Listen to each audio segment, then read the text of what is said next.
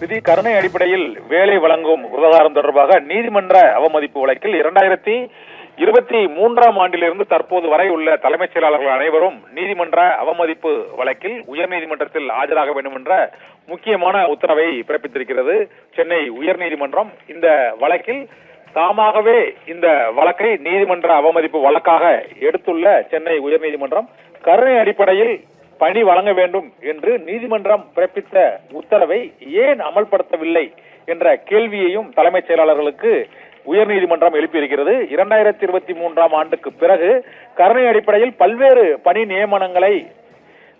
நியமனங்களில் அங்கு குறிப்பிட்ட நபர்களை பணியில் அமர்த்தாதது ஏன் என்ற கேள்வியையும் சென்னை உயர்நீதிமன்றம் எழுப்பியிருக்கிறது.